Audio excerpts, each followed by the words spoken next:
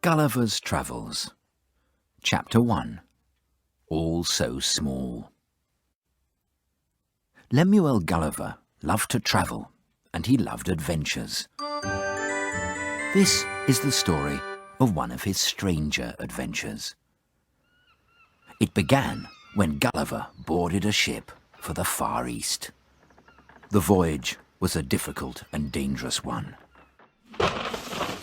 Winds howled, storms raged, and the ship was pushed off course. Finally, it hit some rocks and sank. The passengers were desperate. Some tried to escape in a small boat, but it capsized, and they all drowned. Except for Gulliver. Gulliver swam for his life. Just as he was giving up hope, he saw land. He stumbled ashore and collapsed on the beach. Soon, he was fast asleep.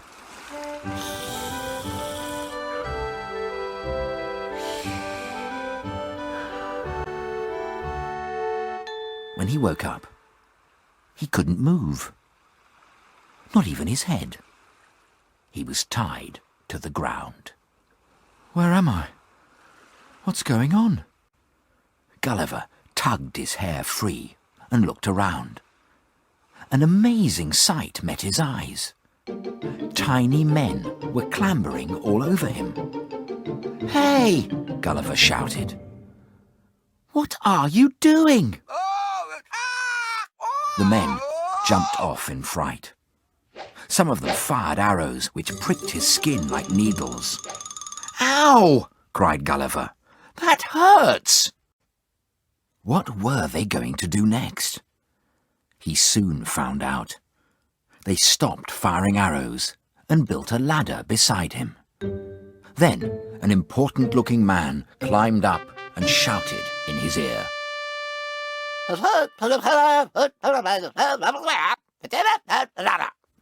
But Gulliver didn't understand a word.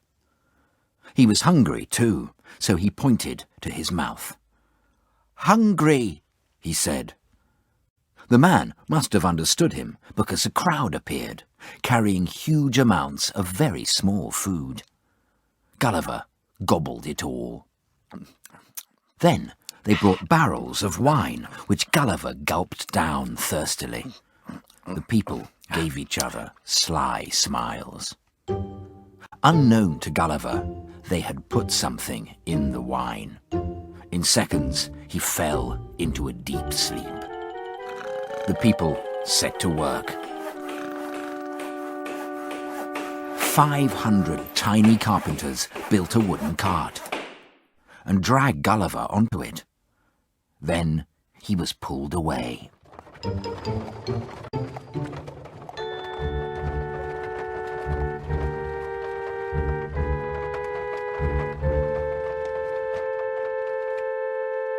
Gulliver woke up outside a magnificent temple.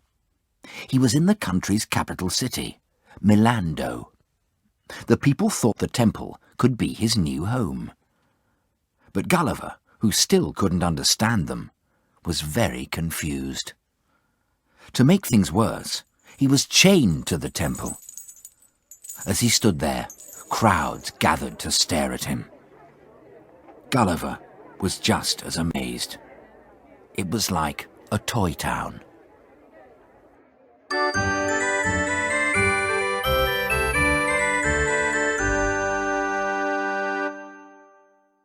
Chapter 2.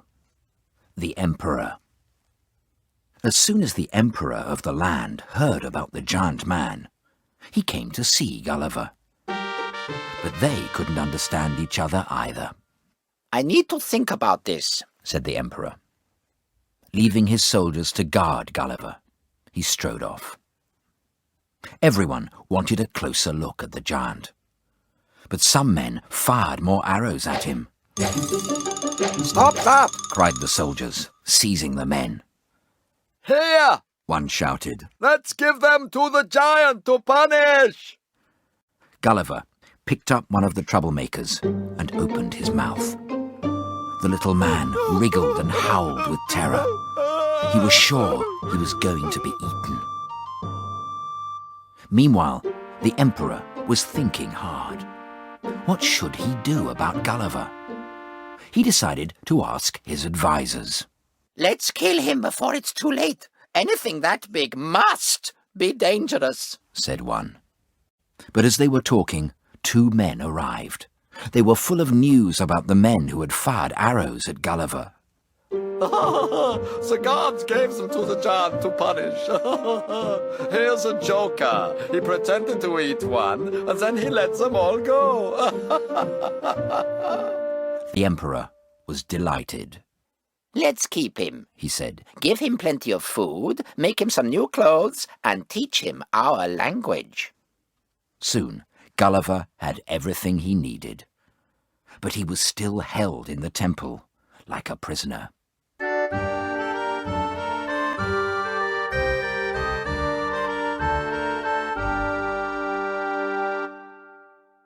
Chapter 3.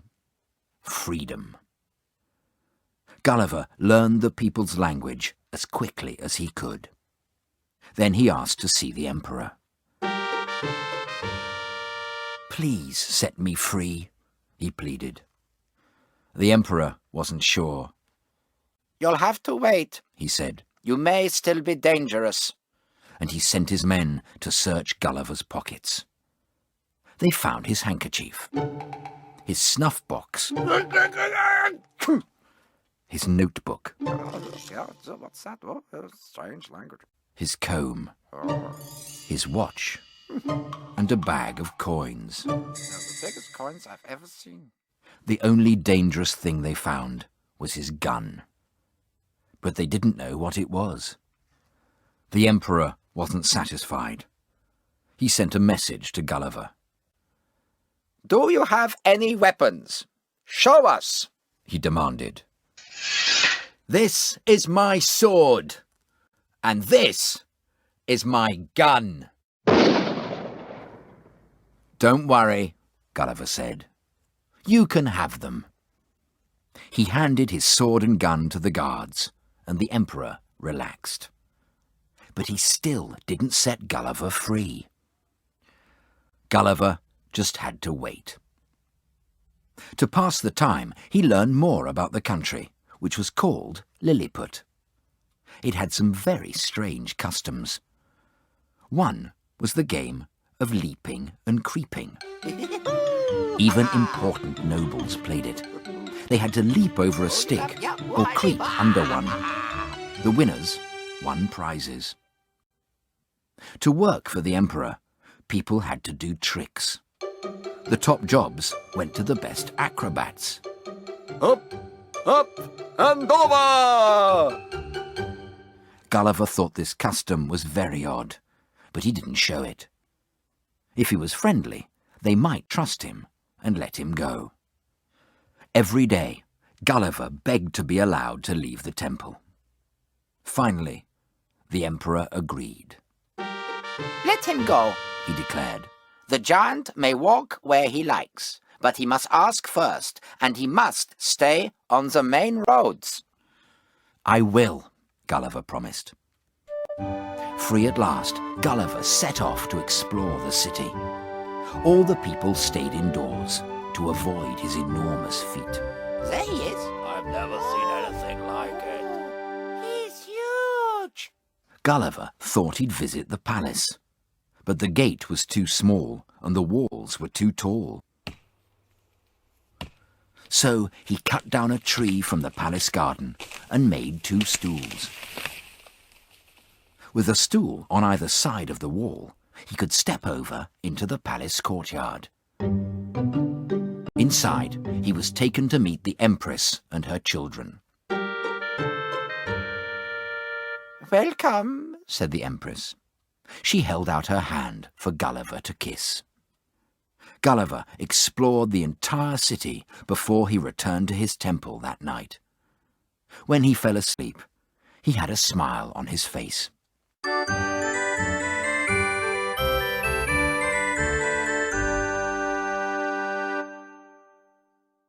Chapter 4.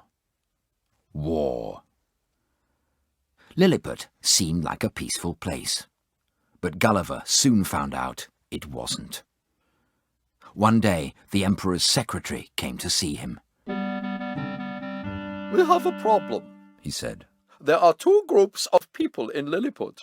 The Tramicsans wear high heels and the Slamicsans wear low ones. They're bitter enemies and both groups want to rule. The Emperor likes low heels at the moment, so the Slamicsans have more power. But if he changes his mind, war could break out. That's terrible, said Gulliver. And that's not all, Cried the secretary. We're already at war with a nearby island called Blefuscu. Blefuscu is going to attack us. Why? Said Gulliver. Whatever happened? It's all about eggs. Explained the secretary. Boiled eggs and a cut finger.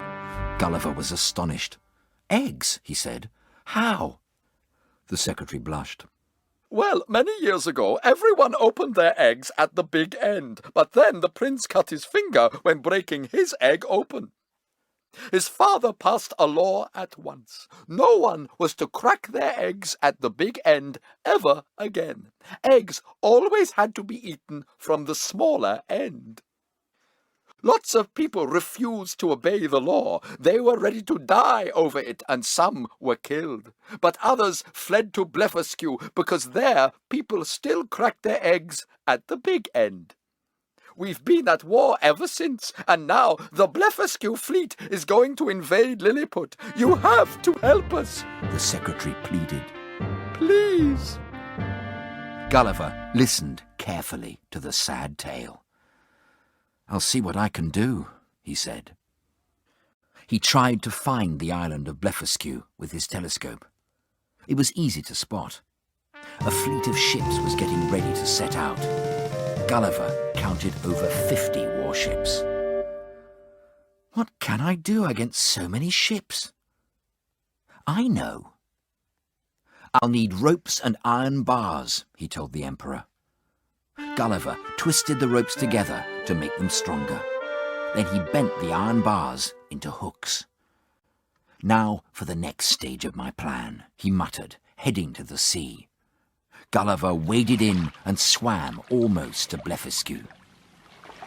When he rose out of the sea, towering above them, the sailors screamed with fright.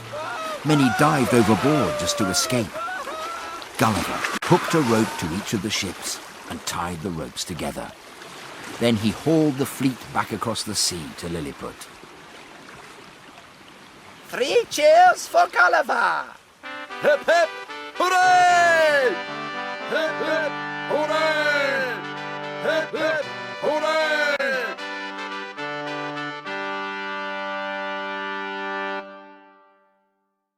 Chapter 5.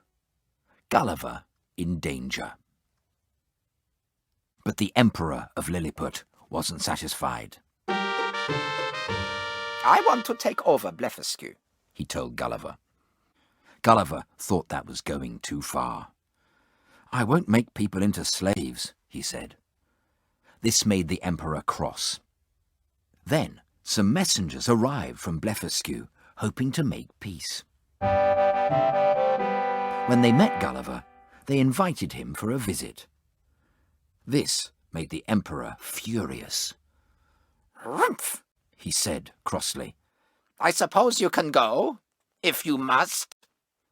Gulliver thought he'd better stay in Lilliput and try to keep the Emperor happy. He stayed quietly in his temple until one night he was woken by shouting. Help, Gulliver! The palace is on fire! Help, Gulliver! Help! People were frantically fighting the fire, but flames were licking the roof. Gulliver, who was taller than the tallest ladder, threw water over the palace to save it. After this, the Emperor was happy again for a while. Gulliver began to enjoy life, although he kept thinking of home. But most people were very kind to him. 300 tailors made him a new blue suit, and 300 chefs cooked him tasty meals every day. That smells good. One evening, the emperor even visited Gulliver with his family. They all sat down to a wonderful feast at Gulliver's table.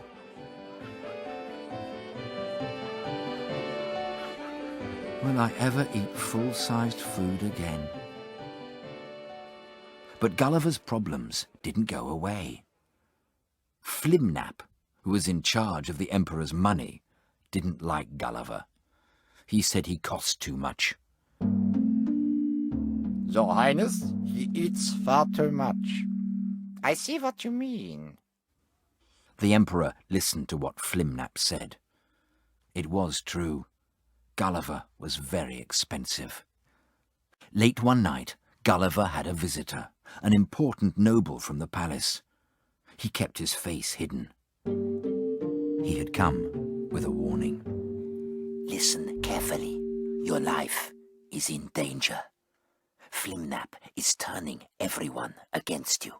Your enemies have written a list of your crimes. They say you're a traitor, he said. Even worse, they say you're plotting against the emperor. They want you killed.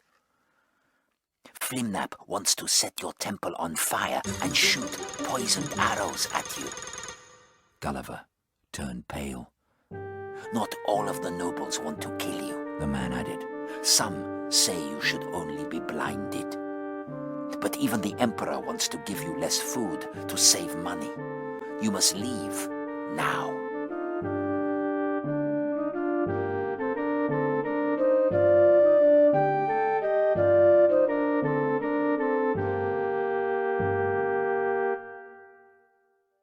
Chapter 6. Escape Plans. Gulliver didn't waste any time. Quickly, he scribbled a letter to the emperor. I'm off to visit Blefuscu, as I promised, he wrote. Then he hurried down to the sea and undressed. He piled his clothes onto the biggest ship he could find and waded into the sea between Lilliput and Blefuscu. Gulliver didn't stop until he had reached Blefuscu. The king himself came out to meet him. Gulliver lay down to kiss his hand. Welcome, cried the king. Stay as long as you like. I'm very grateful, Your Majesty. Walking on the beach a week later, Gulliver spotted something strange out at sea. It looks like a boat. It was a small boat, but a full-sized one, floating upside down in the water. Gulliver rushed to the king. Please help me, he begged. This could be my chance to go home. Can you help me rescue the boat? Of course, said the king. Take some ships to help you. Gulliver swam out to the boat, holding ropes from each of the ships. With the ships pulling and Gulliver pushing, the boat was brought safely to shore. Gulliver set about fixing the boat for his long journey home. While he carved a tree trunk to make a mast, some of the king's men made a new sail. The sail was like a quilt made of 13 layers of the strongest fabric in the land. Soon, the boat was finished. I'd like to leave now, Gulliver told the king. But no one at home will believe my story. Could I take some of your people with me? I think your people would enjoy seeing my country. I can't possibly allow that, said the king, but you may take some cows and a sheep or two. He also gave Gulliver 50 bags of gold coins. I don't want you to go, he said, but I understand why you have to. Thank you, said Gulliver. I'll never forget you all. He clambered into his boat and set sail. Goodbye, Blefuscu, he cried. Goodbye! After only a few days at sea, Gulliver saw a ship. He shouted and waved wildly, hoping the sailors would see him. Hello! Help! Over here! He was in luck. The lookout spotted him. The ship sailed over and picked him up. Where have you come from? Asked the captain. A place called Lilliput, said Gulliver, and he showed the captain his souvenirs. The captain was astonished. For a few gold coins and a couple of cows, he agreed to take Gulliver all the way home. This is the end of our story. Please don't forget to thumbs up and subscribe. Bye!